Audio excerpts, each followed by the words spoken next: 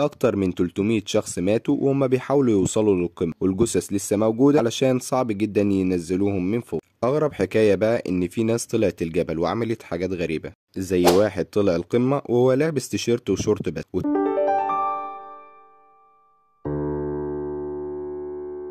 فيديو النهارده هنتكلم عن جبل ايفرست. جبل ايفرست هو اعلى جبل في العالم كله، يعني مفيش اي جبل على وش الكوكب اعلى منه. طوله حوالي 8849 متر فوق سطح البحر، يعني فوق بجد. الجبل موجود في قارة اسيا، وبالظبط في سلسلة جبال اسمها الهيمالايا. الجبل بيقع ما بين نيبال والتبت، ودي منطقة في الصين. اسمه ايفرست جاي من اسم واحد كان شغال في المساحة اسمه سير جورج ايفرست، بس الناس المحليين عندهم اسماء تانية ليه. اول ناس طلعت قمة ايفرست كانوا ادموند هيلاري من نيوزيلندا، ومعاه المتسلق الشهير تينسينج نورجي من نيبال، وده حصل سنة 1953. الجبل مش هزار ولا فسحة، الطقس فوق بيبقى متجمد والهواء قليل جدا، وعشان كده في منطقة اسمها منطقة الموت، ودي بتبدأ لما توصل لارتفاع أكتر من 8000 متر. جسمك هناك بيبقى حرفيا بيعافر علشان يعيش. الرحلة للجبل مش بس صعبة وخطيرة، دي كمان مكلفة. يعني علشان تطلع رحلة تسلق لإيفرست ممكن تكلفك ما بين 30,000 ل 100,000 دولار أو أكتر. للأسف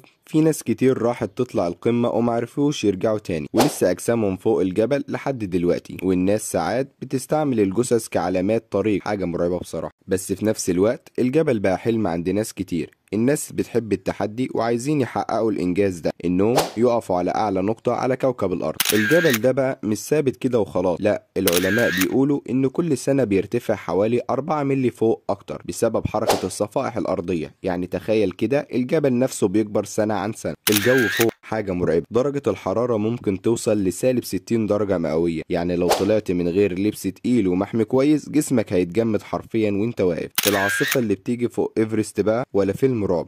الرياح ممكن توصل سرعتها لأكتر من 160 كيلومتر في الساعة، يعني ممكن تشيلك وترميك من فوق الجبل. والأغرب بقى إنك وانت طالع فوق الجبل بتحتاج تاخد معاك اسطوانات أكسجين زي اللي بنشوفها مع الغطاسين، علشان فوق هناك كمية الأكسجين بتكون قليلة جدا وجسمك مش بيعرف يتنفس طبيعي. الجبل مليان زبالة، والله، علشان الناس اللي بتطلع وتتسلق فوق كمان بيرموا حاجتهم في أي حتة. فتخيل إن في آلاف الكيلوات من الزبالة فوق الجبل، وبدأوا فعلا يعملوا حملات تنظيف للجبل. في حاجة كمان، لو حبيت تطلع القمة محتاج تجهيز لنفسك على الأقل سنة قبلها، تدريب جسماني جامد وجري وتسلق، وكمان لازم تعود جسمك على قلة الأكسجين قبل ما تطلع. وعلشان تتخيل قد إيه الموضوع خطر، في أكتر من 300 شخص ماتوا وهم بيحاولوا يوصلوا للقمة، والجثث لسه موجودة علشان صعب جدا ينزلوهم من فوق. أغرب حكاية بقى إن في ناس طلعت الجبل وعملت حاجات غريبة، زي واحد طلع القمة وهو لابس تيشيرت وشورت بس، وتانيين عملوا يوجا فوق الجبل، وتانيين